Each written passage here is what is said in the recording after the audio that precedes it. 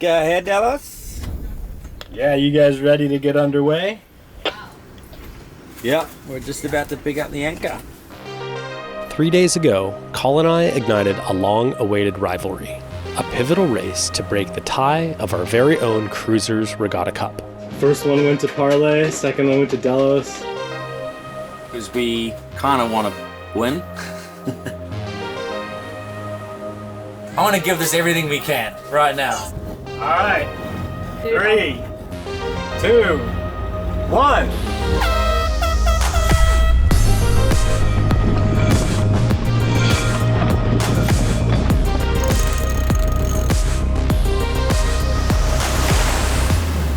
And here we are today, on the third day of the race, facing the wrath of a formidable squall, which has left both Kaz and I feeling a lot less enthusiastic than the start of this montage.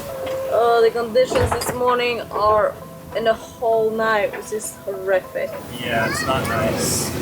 I took a seasickness pill and I gave Sierra one straight away in the morning too, because I don't think I can handle any puking today. It's been a heck of a day. It was really bad this morning, like really bad.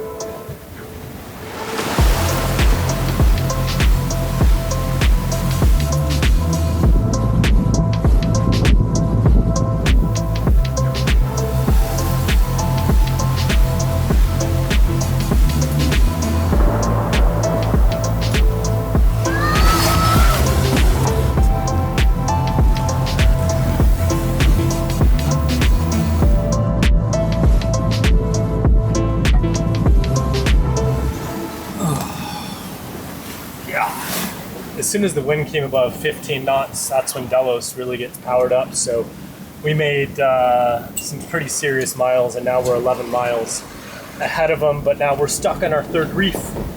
Did something weird with the furler last night during one of the squalls. You know, I was doing that squall drill where the squall comes up, the wind comes up, I'd furl in, and you know, I don't know if I overloaded it, but it blew the breaker. But we're kind of stuck on our third reef. So we're going to lose a little bit of speed there, but we only have 109 miles to go.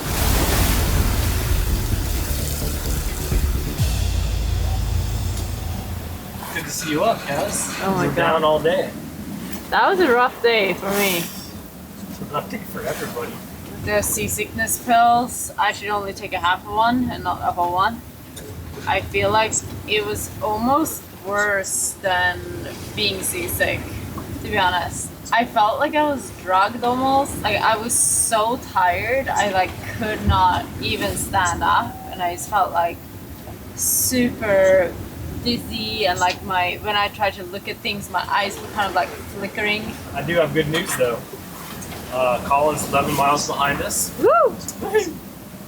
And we are 99.4 miles away from our destination, ETA 6 a.m. And with the finish line fast approaching, Parlay was gearing up to shorten the gap. Okay, it's just gone past midnight. We are 40 miles away from the finish line, and we are 6 miles behind Delos. There's a boat back there. You think it is? It's 20 knots out here, and I got full sail up. Every now and then, you got to push the boat to its limits, which is now. Yeah, he's not gonna catch us now. Really? They've been creeping up pretty fast, about 1 mile an hour. So I put full main up, we got full sail, everything. And I'm just keeping that wind between 18 and 20. So when it goes up towards 20, I'll bear away a little bit. When it drops, I'll come back into the wind. Dang, they must be cruising. Yeah. So if we're doing 9s and 10s and Dallas are doing 8s and 9s, we've got a chance of catching them. Last 38 miles, let's go.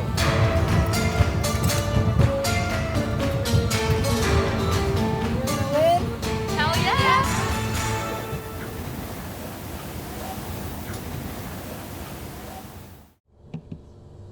It's difficult to maintain healthy habits on land, and even more so when we're at sea and the conditions are rough. Which is why I'm happy to say that today's video is proudly sponsored by AG1. Kaz and I have been drinking AG1 for almost 2 years now, and during that time, we've sailed tens of thousands of miles and visited countless countries and islands. AG1 is absolutely perfect for our on-the-go lifestyle. Just add water, 1 scoop of powder, shake, and enjoy. I think the flavor's great. It really reminds me of like crisp green apple. AG1 is my way to make sure that my body gets plenty of high quality multivitamins, minerals, pre and probiotics, and much, much more. It's especially important since most of the time we're in the middle of the ocean, with the nearest fresh food being a long ways away. So if you haven't tried AG1 yet, you really should. Treat yourself by visiting drinkag1.com/SVDelos, link in the description below. If you do right now, you're gonna get 5 free travel packs of powder and a 1 year's supply of vitamin D plus K2 drops with your first purchase. Thank you very much for your support, and now we're going to show you what it's like to sail into an atoll in the middle of the Pacific Ocean.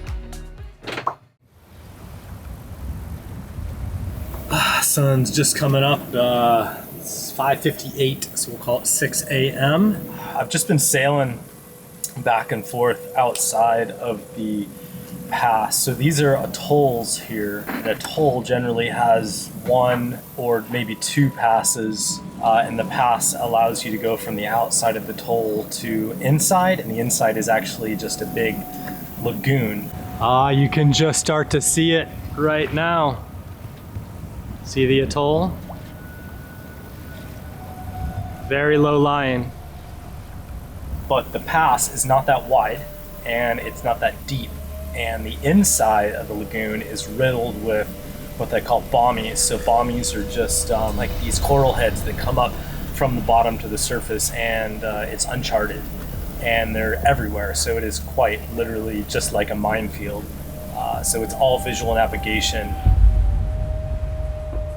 We want to go in on a flood, which means the water's going in, so it will help us into the lagoon. The tide coming out can be so strong that we couldn't really motor up into it. It can be, 5, 6, 7 knots. It can, or even more in some cases, depending on the atoll. Parlay. Okay, we're at the pass.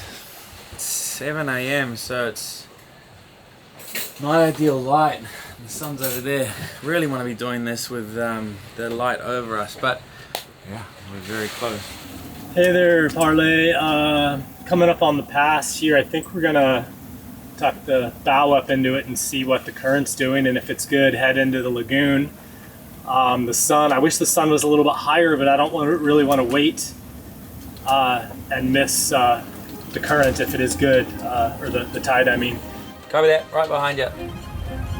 So we took the lead, edging slowly towards the pass. I was on extra high alert, using just about every bit of information I had at my disposal. So this is the forward scan sonar. It's pretty cool. You can see the bottom here, and I'm able to see at least 90 meters in front of us, so that's about 6 or 7 boat lengths. It gives me at least warning to slow down or turn or something. And I've got the Google Earth charts going, which are working pretty well. You can see that bombie we just passed, so that's accurate. So, plus of course Kaz on the bow, and she's confirming everything, asking if it's where it should be on Google Earth.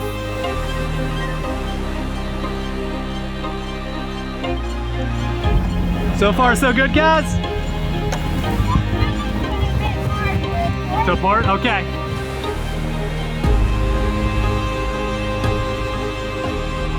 And they're bigger than I thought. Yeah, they are.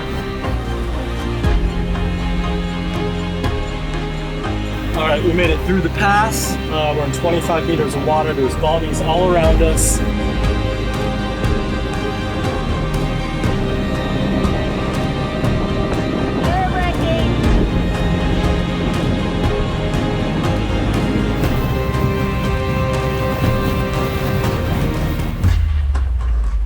But eventually, we cleared the hazards and breathed a big sigh of relief. The sail turned out to be far more testing than any of us had anticipated. But as soon as we laid our eyes on this breathtaking place, all the challenges seemed to evaporate into thin air. This atoll a tranquil oasis of untouched beauty, welcomed us with open arms. Surrounded by endless azure waters and pristine shores, it was a piece of paradise, now ours to savor and enjoy to the fullest.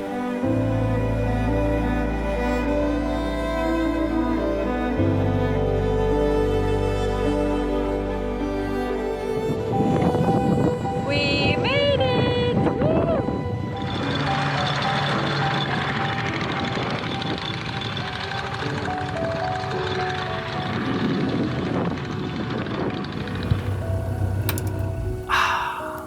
Beauty. Whoa. Look at this place, huh? I know. Our new home for a little while. What a paradise. Good job. High five.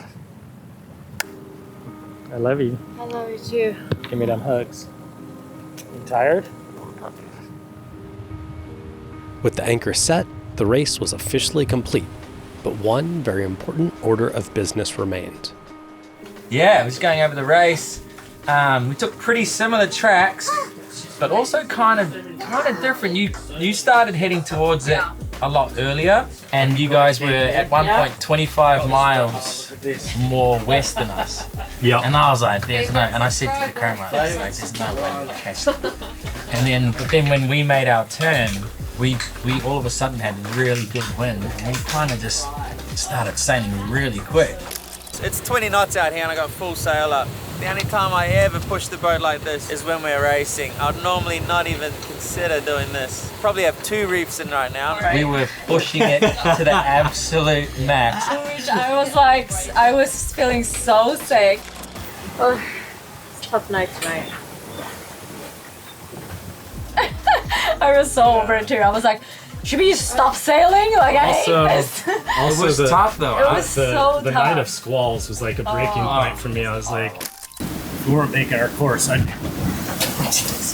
be really upset. But I'm just like impressed how you guys sailed the these shit out of this boats boat. like kind of I mean, they amazing, go really. well too. Like they're kind of the same speed. Like that we came Yeah, it's that amazing. close to each other at the finish line. I was like baffled. I was like, that's within crazy. 2 miles, right? Yeah. You can't make 3 this days up. at sea. It's crazy. So who won? Wow. Right, so Well- we came in, as you guys saw on our footage, we came in, it was just about a mile behind you. Parlay did in fact cross the finish line a little over a mile behind us, leaving us with line honors. But before the race, we agreed to a motoring penalty, which would add any engine hours to the final time. So with that accounted for, Parlay wins on corrected time by an incredibly slim 9 minutes. What a close race. Good race, guys? Yeah, man. These guys. I'm just hanging out with you. Yeah, man, it's been Real fun. good. Boys And so, staying true to our word, we put together a sushi feast. Big reveal. Dun-dun-dun-dun.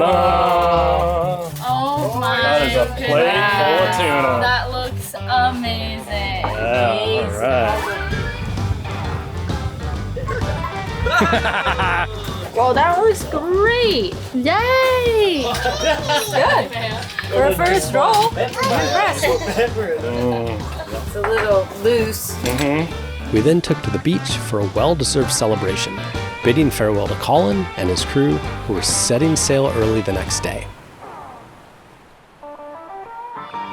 So we cracked open a few cold ones and made a bonfire for everyone to enjoy.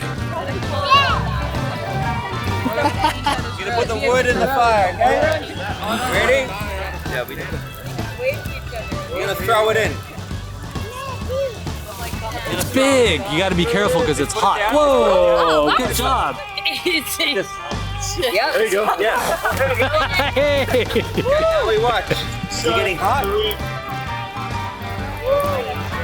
Can you? You guys both have the same face when you're watching the fire. And they're like look at that. Fire, good.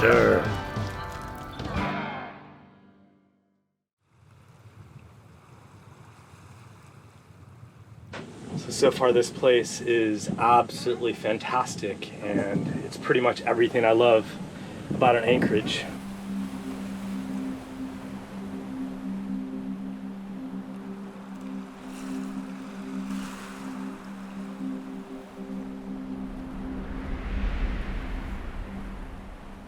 The water's clear, the islands are beautiful, there's sandy beaches, and there's a constant breeze, which is keeping the boat at a reasonable temperature. And the other cool thing about that is this season, my goal is to learn how to wing foil. So I've been kiteboarding or kite surfing for a couple years now, and I'm a bit rusty because I haven't done it in a while because it wasn't good in Mexico and it wasn't good in the Marquesas. But yesterday I got up and I zipped around for about an hour and it just felt so good. So the next goal is to do it with the actual wing itself. And to help me with my goal, Good morning, Brooke. Morning. Did I tell you there would be YouTube videos involved? No, but I guess one could assume. This is our friend Brooke. We met in Tahalata and she's going to be my training buddy today.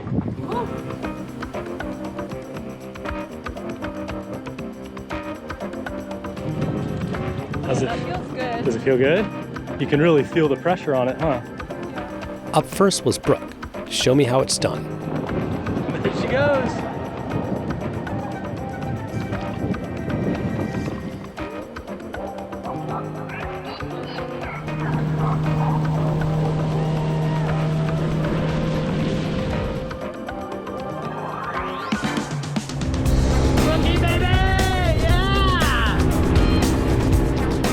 Brooke makes it look easy, but getting the foil out of the water is no easy task.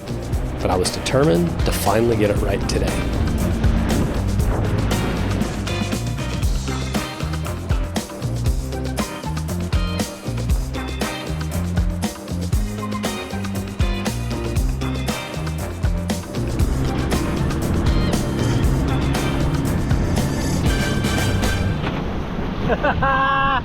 Nice one, Brooke.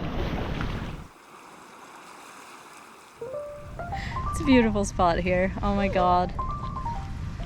Oh, sun is shining. The boat is still. We have breeze, but we can get protection from the wind. It's pretty amazing. Oh, the flies are silly. Over on our side, class was officially in session. I was starting to get the hang of standing up and going, even if not for very long. But I was dead set on nailing this. As my confidence steadily grew, I began to pick up the pace, which helped maintain my stability. I felt like I was finally getting closer to being able to lift this thing out of the water.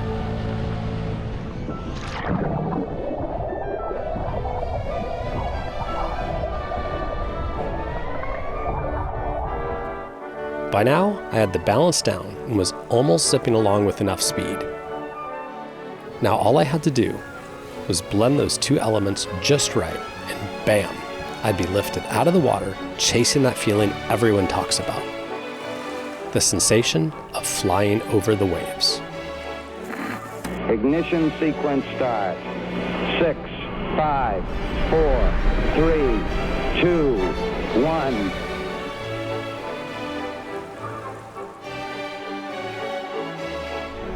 And then finally, it happened.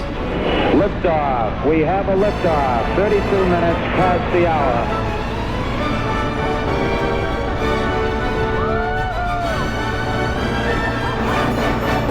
Up next on Delos, we get deep into the island life.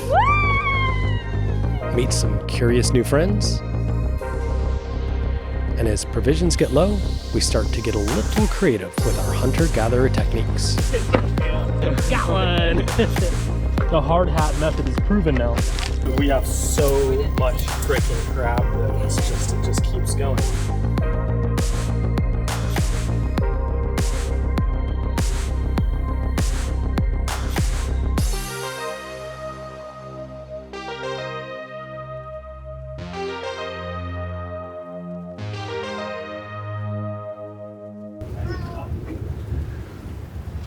Don't you just love it when people come up and try and talk to you when you're intently flying the drone? Hey, what are you doing there? How's it look? I know where we are. Look at that camera. Brian was like, how did we get Colin to go to this at 12 with us? I'm like, just tell him to be that we were raised. That's a great idea. see my